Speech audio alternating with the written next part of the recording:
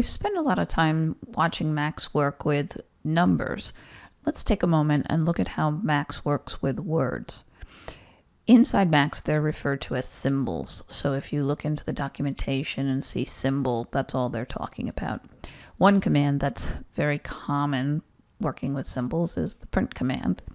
And we see messages here. Notice messages, remember, have rounded corners. They're not they're not rectangles that are bounded on the top and bottom by gray lines. That's how you know this is a message and not an object. And if we click a message, it sends information down to the next object. Let's lock this and click.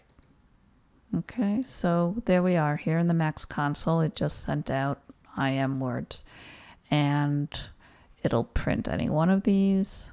Okay, if we have a toggle, that's sending information down the line, down the cable in the same way, and you see that's actually sending a 1 or a 0. So toggles are useful to turn things on and off and to switch between two conditions. Here's another command that's very helpful when you're trying to build up larger messages to send to objects. Prepend, pre in the front in the beginning, and pend, like a pen, to add it on. So to add this word, this set of words onto the front of the message. So here's a regular old message box. If we send it the message set, it clears it out. And now we're going to say take these symbols, here they are in a message box, put them into the command prepend and tack this in the front and display it.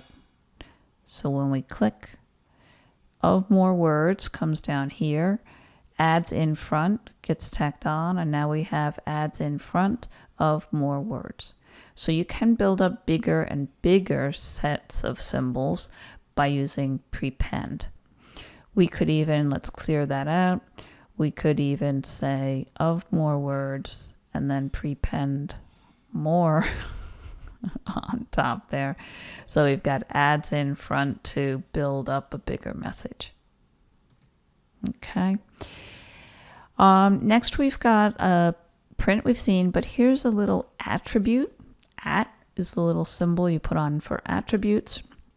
Remember, when we're in edit mode, if we highlight the outlet and right click, it gives us a list of all these different attributes, little ways that you can adjust what that object does. And on print, one of the attributes is pop-up. So you can just check it off here, or you can actually type it in by saying @pop-up. And when we send a symbol pouring down into print @pop-up, it prints, but we also get that little fade in, fade out pop-up right on the screen. And that can be handy when you're just trying to quickly see what's going on in some part of your program.